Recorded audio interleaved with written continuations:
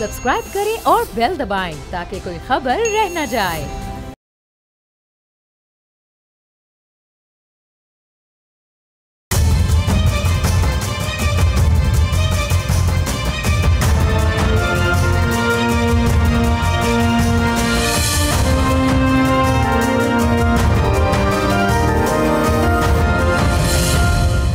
अस्सलाम वालेकुम, आप देख रहे हैं बोल्ड रिपोर्ट्स और मैं हूं बतूल राजपूत। ईरान इसराइल कॉन्फ्लिक्ट और फील्ड मार्शल आसिम मुनीर की अमरीकी सदर डोनाल्ड ट्रंप से मुलाकात और खाने के बाद एक और सरप्राइजिंग डेवलपमेंट हुई है। हुकूमत पाकिस्तान ने अमरीकी सदर डोनाल्ड ट्रंप को ऑफिशियली नोबेल प्राइज़ के लिए नामजद कर दिया है। कल रात इस हवाले से एक प्रेस रिलीज जारी की गई जिसके मुताबिक अमरीकी सदर ट्रंप के मुदाखलत से पाकिस्तान भारत जंग टल गई। नोबेल प्राइज़ इनाम 2026 के लिए सिफारिश का फैसला किया। हालिया पाक भारत बहरान में सदर ट्रंप के फैसला कुन सिफारती मुदाखलत पर यह फैसला किया गया। मजीद कहा गया कि सदर ट्रंप की दूरअंदेश क़यादत ने इस्लामाबाद और नई दिल्ली के साथ सिफारती राब्ते इस्तवार किए।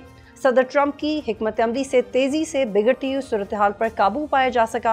हुकूमत पाकिस्तान सदर ट्रंप की मसला कश्मीर के हल में मदद की मुखलिसाना पेशकश को कदर की निगाह से देखते हैं। अमरीकी सदर ट्रंप ने खुद भी इस हवाले से कल बात की है। ये फैसला उस वक्त लिया गया जब ईरान और इसराइल के दरमियान जंग जारी है। दोनों साइड्स से एक दूसरे पर हमले किए जा रहे हैं और ट्रंप ईरान को हमले की धमकी भी दे चुके हैं। गजा के मामले पर भी अमेरिका इसराइल को मुकम्मल सपोर्ट कर रहा है। इस फैसले का हमारी फॉरेन पॉलिसी पे क्या इम्पैक्ट होगा, ईरान इसराइल जंग में ये कॉन्टेक्स्ट कितना अहम है, इसके ऊपर क्या रिएक्ट करेगा, इस सब पर हम बात कर रहे हैं। हमारे साथ मौजूद हैं कमर ज़मान कायरा साहब, रहनुमा पाकिस्तान पीपल्स पार्टी, कैसर अहमद शेख, वफाकी वजीर बराए सरमाकारी। जी कैसर साहब, आपने सुना, अब आपने ये फैसला लिया ट्रंप को 2026 का नोबेल प्राइज़ देने की सिफारिश आपने की है। आपको लगता है कि आपका ये डिसीजन बैकफायर कर जाएगा क्योंकि आपके कॉलीग्स माजी में ट्रंप को अच्छे अल्फाज में याद नहीं करते रहे?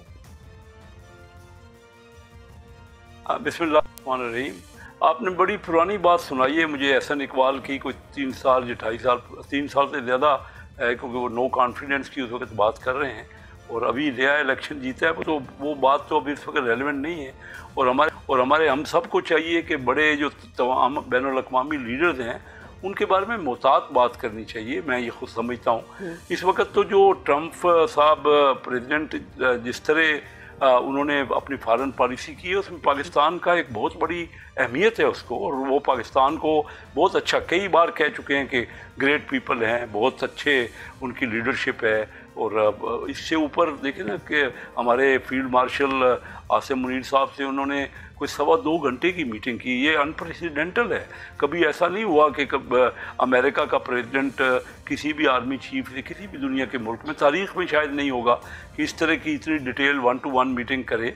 और इसमें पाकिस्तान देखिए एक हमेशा इम्पॉर्टेंट रोल रहा है, पाकिस्तान की अहमियत है, एक कलीदी हमारा मकाम है जो भले वकू। और हमारी आपको पता है कि अमेरिका और चीन की दोस्ती हमने करवाई पाकिस्तान ने, जब पहली बार 1979 में वो आए कैसेंजर आए और सीक्रेट मिशन पे यहाँ से पाकिस्तान से ही आके चाइना गए। और उस वक़्त मुझे याद है कि प्राइम मिनिस्टर चू इन लाई ने जब प्रेसिडेंट निक्सन ने विज़िट किया चाइना का तो उनको कहा कि पाकिस्तान ने हमारी दोस्ती करवाई है, इनकी इस दोस्ती के जो किरदार है उसको ना भूलिएगा। तो पाकिस्तान तो एक अहमियत है उसकी इस हमेशा अमेरिका के लिए भी और चाइना के लिए भी। और ये जो ईरान के साथ अभी इसराइल ने किया है, जो अटैक किया है, उसमें भी पाकिस्तान का एक कलीदी किरदार है। हमारा पड़ोसी मुल्क है ईरान और हमने उसको मजम्मत की है इस हमले को। बिल्कुल साहब, कैसे साहब आई होल्ड यू है, कायरा साहब को भी इसमें शामिल करते हैं। आपका जवाब आ गया। कायरा साहब, क्या आपकी पार्टी से इस पे इक़दामात कॉन्फिडेंस में लिया गया था और आप उसको सपोर्ट करते हैं? बहुत शुक्रिया।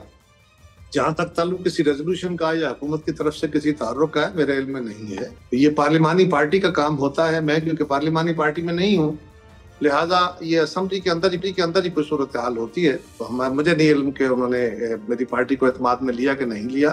लेकिन एक बात मैं ज़ाती तौर पे कह सकता हूँ कि प्रेसिडेंट ट्रंप यकीनन पाकिस्तान के इस वक्त मौसम है। हालिया दिनों में उन्होंने पाकिस्तान हिंदुस्तान की इस जंग में अमन कराने में एक रोल अदा किया है, तो पाकिस्तान उनका शुक्रिया कर रहा है, कोई शक नहीं है, करना चाहिए। हिंदुस्तान उससे बिल्कुल उल्ट चल रहा है, वो बल्कि उनकी तस्दीक ही कर रहा है एक तरह की। वहाँ सूरत हाल मुख्तलिफ है, लेकिन वो खित्ते के अंदर अमन की बात भी कर रहे हैं, वो कश्मीर के मसले को हल कराने की बातें भी कर रहे हैं। तो हमारे लिए तो एक अमन का पैगाम उनकी तरफ से है।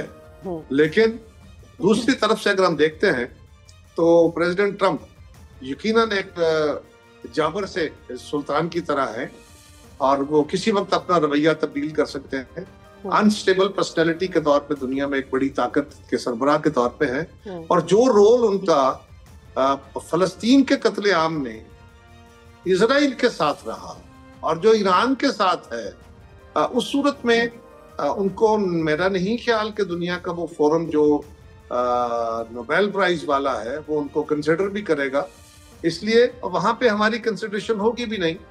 पाकिस्तान की हुकूमत ने अगर किया भी है तो वो उनको फलस्तीन और ईरान के हवाले से तो उनकी जो कोशिशें हैं उनको कंडेम कर रहा है ना पाकिस्तान को, इसलिए कि पाकिस्तान फलस्तीन के मामले में भी इसराइल के अमल को कंडेम कर रहा है, ईरान के मामले में भी खुल के हमने कंडेम किया और करेंगे।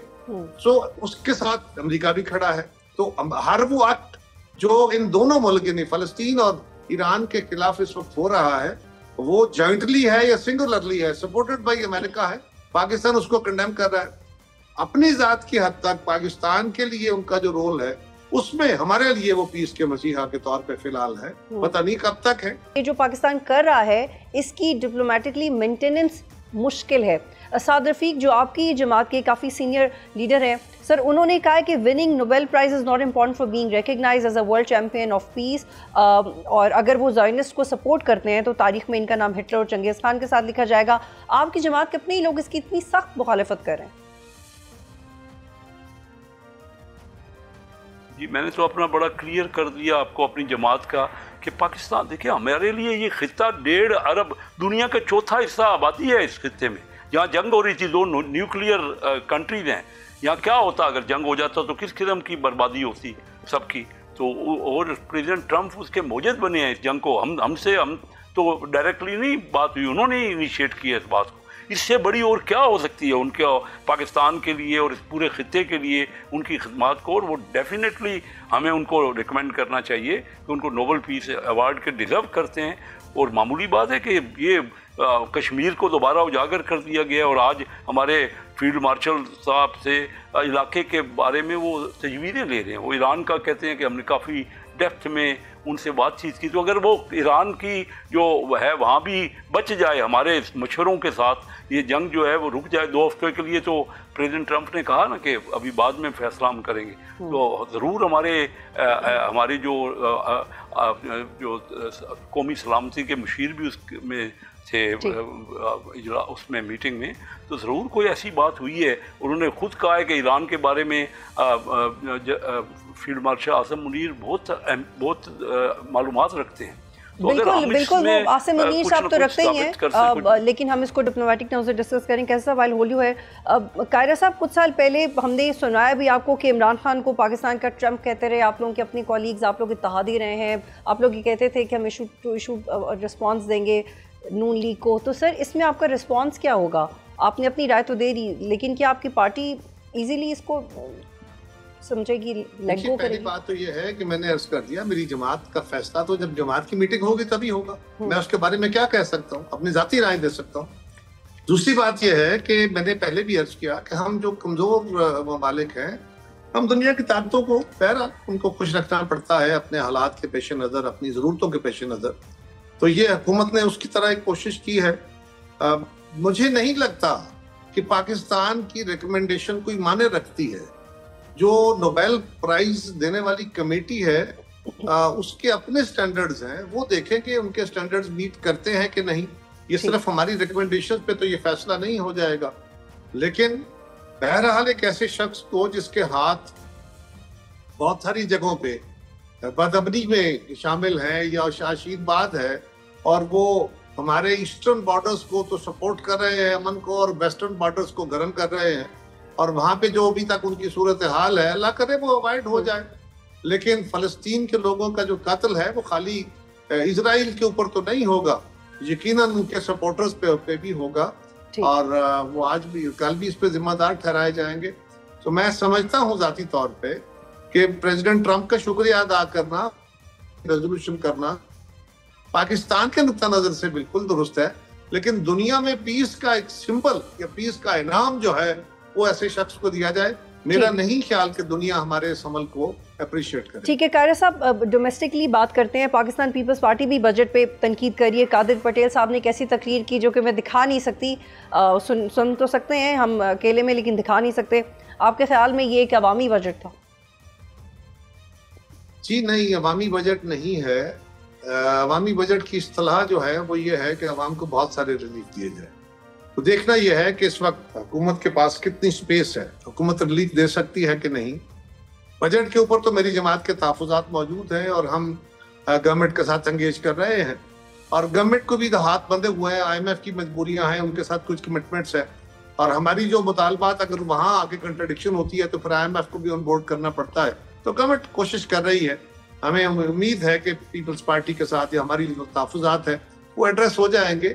लेकिन गवर्नमेंट की जो जनरली हम देखते हैं, जो पिछले 16 महीने की गवर्नमेंट थी और जो मौजूदा गवर्नमेंट आई है, इन दोनों के अगर तरजीहात का तयन करने की बात करें तो पाकिस्तान के मसाइल हैं कि ये किसी एक साल में 2 साल में हल होने वाले नहीं है। लेकिन इस हुकूमत ने बहरहाल मुश्किल फैसले लिए हैं, बहुत मुश्किल फैसले लिए हैं, बड़े अनपॉपुलर फैसले लिए हैं और उसके नतीजे में कुछ चीजें बेहतर होनी शुरू हुई है।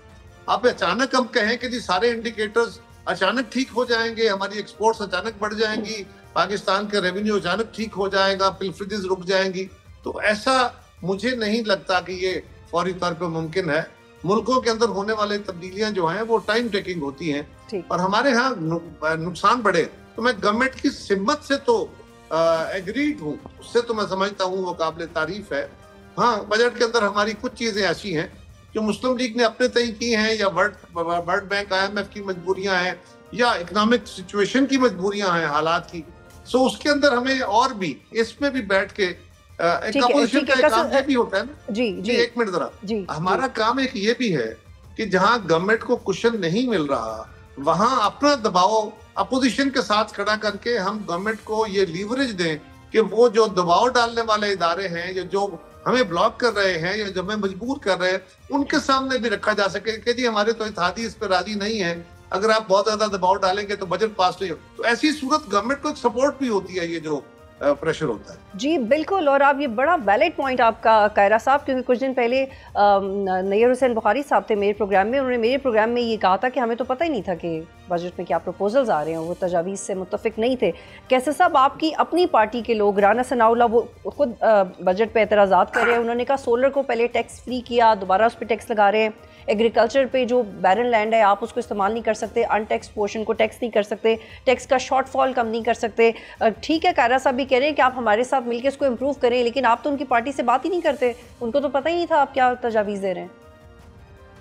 नहीं, ये तो बिल्कुल आप ऐसी बात करें, सारा मशवरा ही उनकी पार्टी से हो रहा है। ये मेरा स्टेटमेंट नहीं है, ये नैयर हुसैन बुखारी साहब का स्टेटमेंट है। मेरी बात तो सुनिए, जी मेरी बात तो सुनिए, जिसका भी स्टेटमेंट है मेरा पॉइंट सुनिए ना। कि जो सेनेट की फाइनेंस कमेटी है उसको हेड कर रहे हैं सलीम मानवीवाला, जो पीपल पार्टी से जिनका तल्लक है, जो थ्रेड बेस्ड डिस्कस कर रही है बजट पे, और जो रिकमेंडेशन वो करेगी उस पर हम बिल्कुल गौर करेंगे। और जो कौमी असम्बली की फाइनेंस कमेटी है उसको हेड कर रहे हैं हमारे नवीज़ कमर साहब, तो वो सारे तो उन्हीं के मशवरे पे, अभी कोई बजट फाइनल नहीं हुआ, अभी तो उनसे मशवरा किया जा रहा है। और जिस तरह कहा कि वो फैसला किया स्टैंडिंग कमेटी में फाइनेंस जो नेशनल असम्बली की है कि सोलर का जो 18% लगा था इम्पोर्टेड सोलर पे सेल टैक्स, उसको 10% कर दिया जाए, ये उन्हीं की रिकमेंडेशन पे है।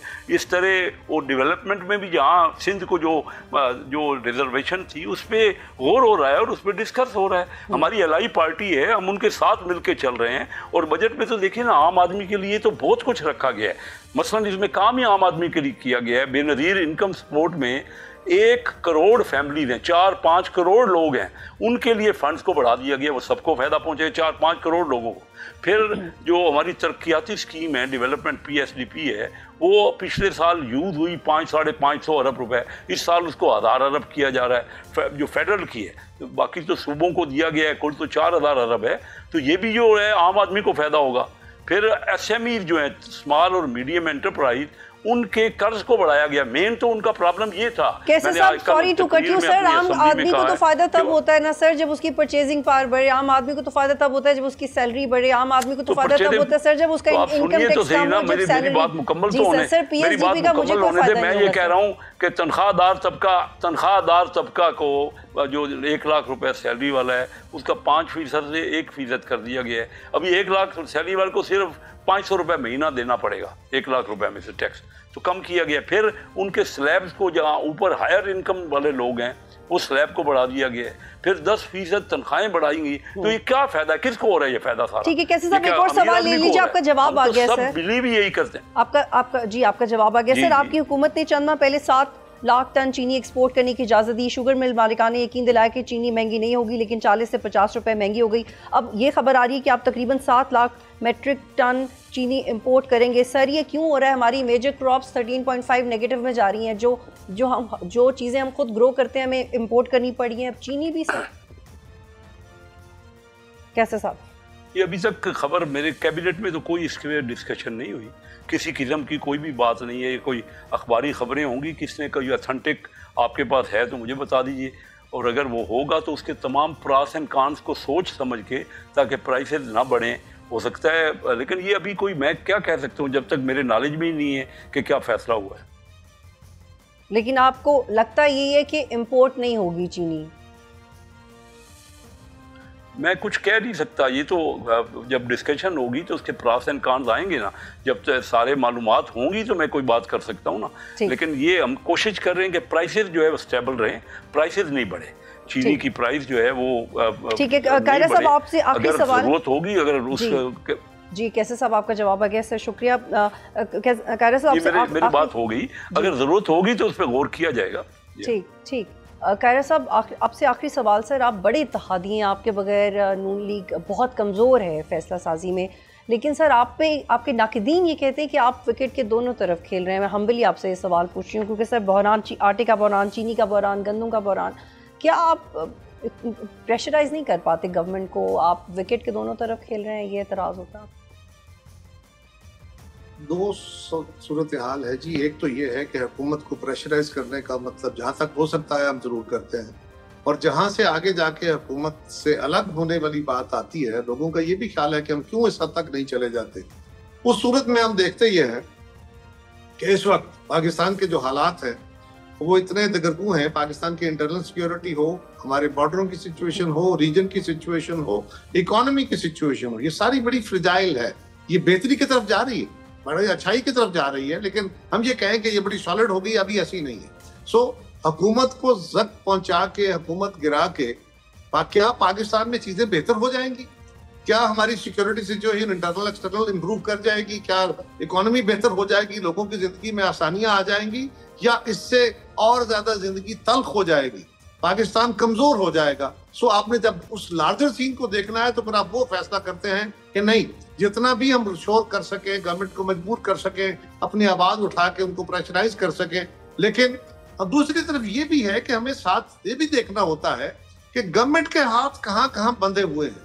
क्या हमारे वो मुतालबा जो आप और मैं कर रहे हैं हुकूमत आसानी से पूरे कर सकती है?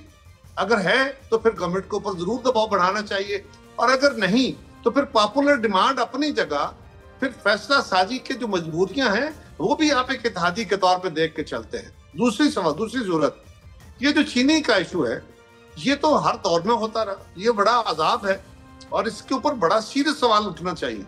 क्यों अलाउ की गई एक्सपोर्ट? आज अगर मुल्क के अंदर जरूरत है और इंपोर्ट होनी है, या शॉर्टेज की सूरत में चीनी की रेट बढ़ाए गए हैं, तो फौरी तौर पे सूबाई हुकूमतों को इस पे एक्शन करना चाहिए। फेडरल गवर्नमेंट के पास अगर स्टॉक्स हैं तो वो रिलीज करने चाहिए, और बिल्कुल गवर्नमेंट को इस पे डट के बात करनी चाहिए, डट के इस पे फैसला करना चाहिए। और अगर ये फैसला, ये बात दुरुस्त है कि जो चीनी एक्सपोर्ट की इजाजत दी गई थी वो गलत फैसला था, तो फिर उसके पीछे मोटिव ढूंढने चाहिए वो क्या थे। तो सर आप इस पे एहतजाज करेंगे? सर मुझे वाइंड अप करना है कायरा साहब। एक मिनट ठहरिए, मैं एक और बात करना चाहता हूँ, एक मिनट। जी जी, मेरा सवाल ये है, मैं हमेशा ये बात कहता हूँ और मुझे पता है लोग इसके नाराज होते हैं, लोगों को ये बात अच्छी नहीं लगती, लेकिन मैं फिर भी कहूंगा, चीनी कौन सी ऐसी खुराक है जिसको हम कम नहीं कर सकते? मैं ये नहीं कह रहा छोड़ दें, ये कहा जाएगा ना कि ये कहते हैं चीनी छोड़ दो, फिर कहेंगे आटा छोड़ दो, फिर कहेंगे घी छोड़ दो। नहीं, मैं चीनी छोड़ने की बात नहीं कर रहा, मैं हमेशा ये बात कहता हूँ, पाकिस्तान के लोगों, हम पाकिस्तान एक ऐसा रीजन का मुल्क है दुनिया का जहां वो पहले 4-5 मुल्कों में जहां सबसे ज्यादा पर कैपिटा चीनी खाई जाती है, और वो मुल्क है जहां सबसे ज्यादा जो इंडेक्स है शुगर के मरीजों का, उनमें भी पहले 4-5 मुल्कों में आता है। वो भाई खुदा का खौफ करो, अगर ये सरमायादार हमारा खून चूसना चाहते हैं तो आज से फैसला कर लो ना कि हम चीनी आज से आधी खाएंगे। जी जी सर चलिए आज से फैसला। कायरा साहब खुद ही सर एक मिनट खुद ही सरमायादार की चीनी नहीं फेंकेगी, उसका दिमाग दुरुस्त हो जाएगा। क्यों हम ये फैसला नहीं करते? जी सर, बेहतरीन बात आपने की, मुझे वाइंड अप करना है सर। चलिए आज ये वादा कर लेते हैं कि हम चीनी कम खाएंगे, मैं भी, आप भी और हम सब, लेकिन सर हम चीनी इंपोर्ट नहीं करेंगे, ये भी वादा करना चाहिए गवर्नमेंट को। मैं कह रहा हूँ डिमांड नहीं होगी तो नहीं इंपोर्ट होगी। बहुत शुक्रिया सर कायरा साहब और कैसर अहमद शेख साहब प्रोग्राम में ज्वाइन करते, बहुत शुक्रिया आप दोनों का। एक ब्रेक लेंगे फिर वापस आते हैं।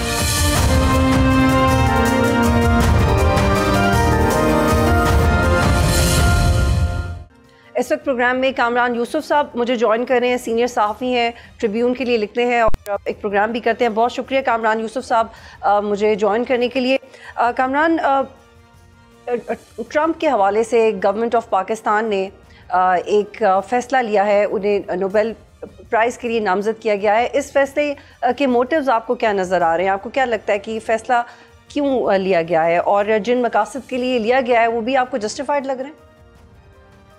देखिए, इसका जो बुनियादी पर्पस यही है कि जो मौजूदा अमेरिकी सदर ट्रंप है उनके साथ एक जो पॉजिटिव स्टार्ट हुआ है उस मोमेंटम को कैपिटलाइज करना है। लेकिन अगर आप उसको जज्बाती अंदाज में देखेंगे तो आपको उसके अगेंस्ट भी बहुत से पॉइंट ऑफ व्यूज नजर आ जाएंगे। लोग ये कहेंगे कि जो हालिया इजराइल और ईरान के दरमियान जंग जारी है, इसमें तो भरपूर जो मौजूदा अमेरिकी इंतजामिया और ट्रंप हैं उनको सपोर्ट कर रहे हैं, तो आखिर पाकिस्तान एक ऐसे सदर को जो इजराइल की जो हुकूमत है जो जेनोसाइड कमिट कर रही है गजा के अंदर भी और ईरान के ऊपर भी उन्होंने हमले किए हैं, उनको आखिर कैसे नोबेल प्राइज के लिए नॉमिनेट कर सकती है? ये एक पर्सपेक्टिव है।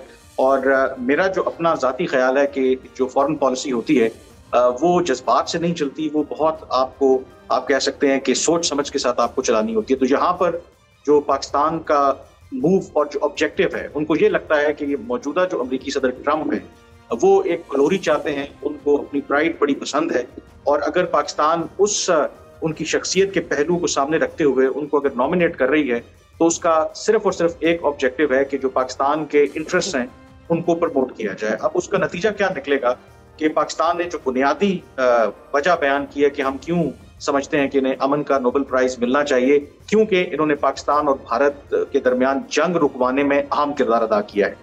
अब जब इसका तज़किरा आएगा तो आपको पता है कि भारत का जो नुक्ता नज़र है वो इससे मुख्तलिफ है, और भारत जब डिनाई करेगा तो उससे जो अमेरिकी सदर ट्रंप हैं वो नाराज होंगे। जब नाराज होंगे तो पाकिस्तान को उसका फायदा होगा। एंड मोर इम्पोर्टेंटली, अगर आप अमेरिकी सदर ट्रंप की गुड बुक्स में हैं, बिकॉज डोंट फॉरगेट कि अमेरिका अभी भी दुनिया की सबसे बड़ी पावर है, उनका असर रसूख है, उनका इन्फ्लुएंस है, और पाकिस्तान का एक ही ऑब्जेक्टिव है और बड़ा वो सादा सा ऑब्जेक्टिव है कि एक ऐसा अमेरिकी सदर जो अनप्रेडिक्टेबल है, वो आज अगर आपके साथ है, अगर कल आपके अगेंस्ट हो गया तो आपके लिए प्रॉब्लम बढ़ जाएगी। बिल्कुल कामरान, ये बहुत अहम नुक्ता है। और लामिया के ऊपर मैं चाहती हूँ कि आपसे सवाल करूँ कि जिन मकासद के तहत ये फैसला लिया गया है, कि यानी लामिया में ये कहा गया कि डोनाल्ड ट्रंप ने कश्मीर पर सालिसी की ऑफर की, भारत और पाकिस्तान में सीज फायर करवा दिया। Do you think these objectives will be achieved, particularly in terms of diplomatically isolating India on the global stage?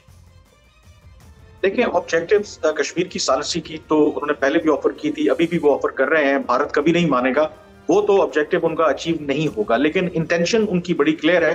और इसका दूसरा एक और पहलू भी है कि इस मौके के ऊपर पाकिस्तान का नॉमिनेट करना, एंड गिवन द फैक्ट कि खुद ट्रंप बार बार ये कह रहे हैं कि वो ये डिजर्व करते हैं नोबेल प्राइज, और एक इसका ऑब्जेक्टिव ये भी है कि शायद पाकिस्तान के इस नॉमिनेट करने से मे बी अमेरिकी सदर ट्रंप सोचे कि वो बराह रास्त जो इजराइल ईरान जंग है उसमें शरीक ना हो और निगोशिएटेड सेटलमेंट की तरफ जाएं, क्योंकि पाकिस्तान के मफाद में नहीं है कि ये जो ईरान इजराइल जंग है ये फैले, क्योंकि उसकी इम्प्लीकेशंस जो हैं वो पाकिस्तान के लिए बहुत ज्यादा है। तो जहां तक बात पाकिस्तान और भारत की है कश्मीर के ऊपर, मेरा नहीं ख्याल कि जो ट्रंप हैं अगर इसरार कर भी रहे हैं भारत तो उसको कभी नहीं मानेगा। बट इसका इंपॉर्टेंट जो फैक्टर आई थिंक हमें नहीं भूलना चाहिए कि अभी भी आपको पता है कि भारत की तरफ से हमें जो एग्रेसिव स्टेटमेंट सामने आ रही हैं वो कहते हैं ऑपरेशन सिंदूर खत्म नहीं हुआ, और इस बात के इम्कानात मौजूद हैं कि मुस्तकबिल में भी पाकिस्तान के खिलाफ भारत कार्रवाई कर सकता है। लेकिन अगर भारत को ये पता होगा कि व्हाइट हाउस में जो अमरीकी सदर हैं उनका झुकाव पाकिस्तान की तरफ है, तो भारत के लिए पाकिस्तान के खिलाफ उस तरह की कार्रवाई करना आसान नहीं होगा। अगर कार्रवाई करेंगे भी तो भारत को अमेरिका से उस तरह की सपोर्ट नहीं मिलेगी। और ये भी एक बहुत बड़ा फैक्टर है कि पाकिस्तान इस वॉलेटाइल जो सिचुएशन है उसमें चाहता है कि व्हाइट हाउस में उसकी जो एक्सेस है, इंग्रेस है, वो बनी रहे। कामरान, एक और सवाल कि इस फैसले को तनकीद का निशाना तो बनाया जा रहा है, नून लीग के अपने कुछ लोग इसे तनकीद का निशाना बना रहे हैं, और उसे इसराइल ईरान जंग और गज़ा में कॉन्टेक्स्ट में भी देखा जाए तो प्रेसिडेंट, क्योंकि इसराइल के ट्रंप इत्तेहादी हैं, इसराइल के ईरान पर हमले को एक्सेलेंट कह रहे हैं, इस हवाले से हम ब्लैक एंड वाइट में इस फैसले को दुरुस्त कह सकते हैं, दुरुस्त या गलत?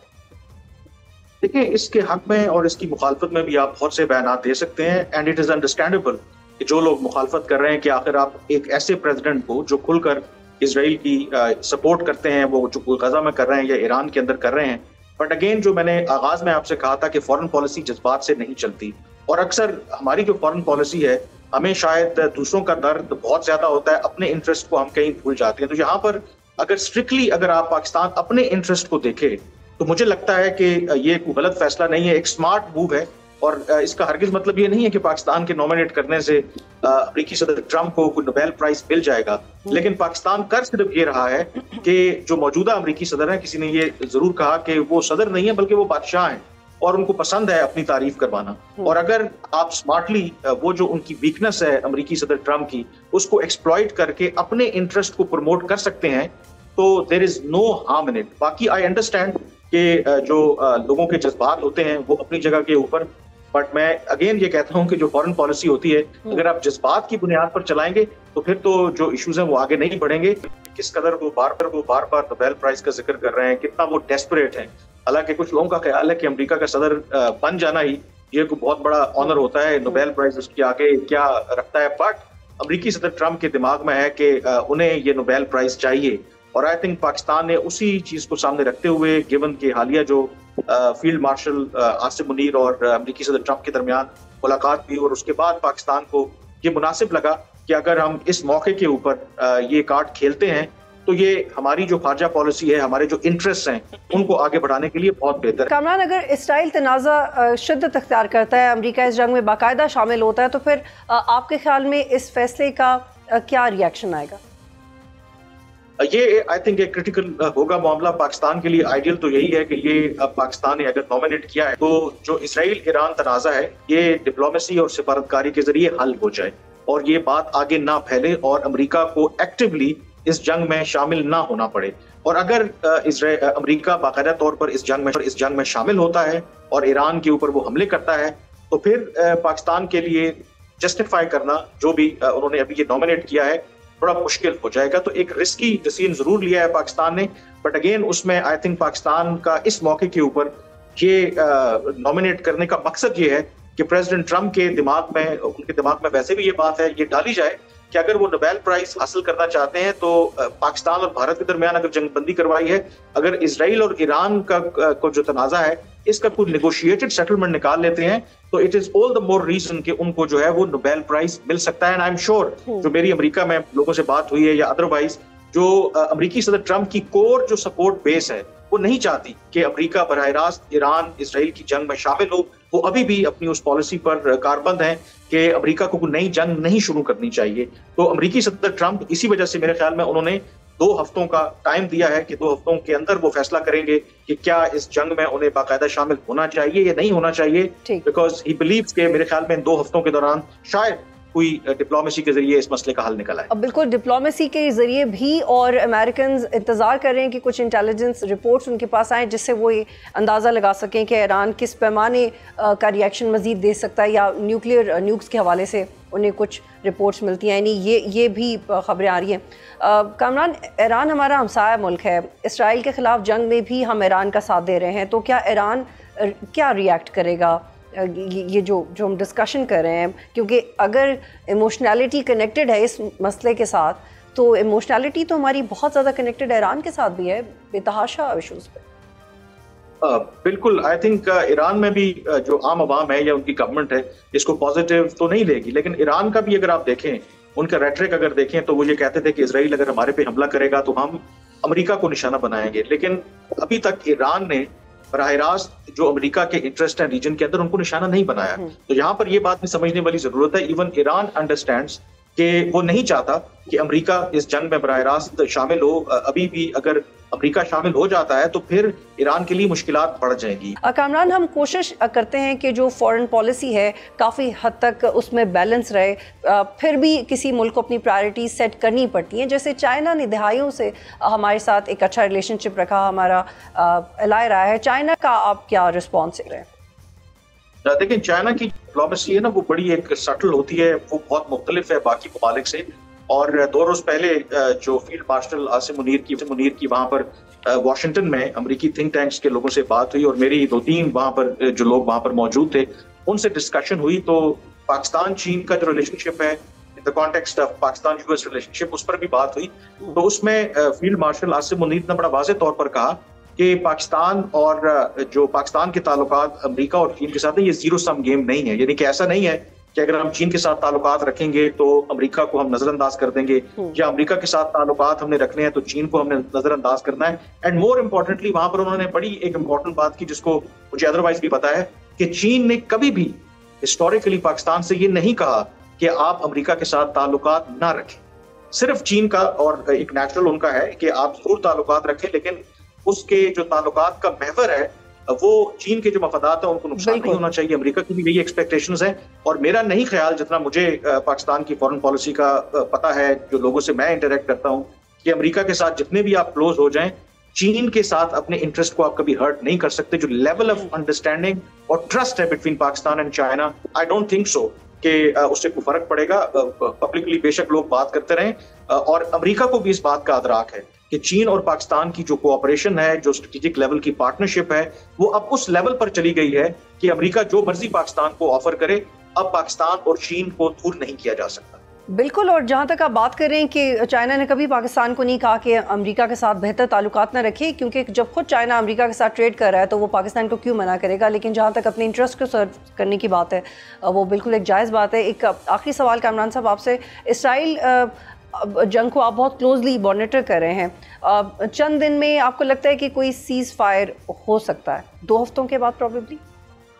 I think it depends. 2 हफ्तों का मुझे लगता है कि ट्रंप ने जो टाइम दिया है, आपने वो इंटेलिजेंस की भी बात की, वो सारी प्रेपरेशन भी देख रहे हैं, but at the same time I think वो इसराइल को भी ये मौका दे रहे हैं कि अगर 2 हफ्तों के दौरान जो भी आपके ऑब्जेक्टिव्स हैं वो अचीव करना चाहते हैं तो कर लें। दूसरी तरफ वो ये भी देख रहे हैं कि अगर ईरान ने इस तरह का रिस्पांस दिया जो इसराइल के लिए भी सस्टेनेबल ना हुआ, तो फिर वो मुज़ाकरात की टेबल पर चले जाएंगे। तो आई थिंक 2 हफ्ते क्रिटिकल हैं, और मेरा ख्याल है कि अभी तक मुझे लगता है कि अल्टीमेटली इसका नेगोशिएटेड सेटलमेंट ही होना चाहिए। अगर नहीं होगा, अगर अमेरिका बराह रास्त इस जंग में शामिल होता है, तो डोंट फॉरगेट कि जो मैं पहले बात कर रहा था कि अभी तक ईरान ने अमेरिकी इंटरेस्ट को टारगेट नहीं किया, और अमेरिकी इंटरेस्ट किधर है? वो कतर में है, वो यूएई में है, वो सऊदी अरब में है। और अगर वहां पर ईरान टारगेट करेगा तो फिर तो पूरे रीजन में ये मामला फैल जाएगा। एंड देन रशिया और चाइना, अभी तक तो वो खामोशी के साथ या स्टेटमेंट की हद तक बात कर रहे हैं, बट अब चाइना से भी ये बात आना शुरू हो गई है कि अगर अमेरिका इसमें जंग में शामिल होगा तो फिर ये जरूरी नहीं है कि चीन और जो बाकी खित्ते की ताकतें हैं वो बस खामोश तमाशाई बनी बैठी रहेंगी। तो बहुत से फैक्टर्स हैं। आई थिंक सिचुएशन क्रिटिकल जरूर है, बट बहुत से ऐसे एलिमेंट्स इस वक्त ऑन प्ले हैं जो मेरे ख्याल में डिटर कर सकते हैं किसी बड़ी जंग को रोकने के लिए। एंड लेट्स होप कि जो बेटर सेंस प्रिवेल और इसका कोई नेगोशिएटेड सेटलमेंट जो है वो निकल आए। बहुत शुक्रिया कामरान यूसुफ। आज तक के लिए इतना ही। प्रोग्राम देखने का शुक्रिया। अल्लाह हाफ़िज़।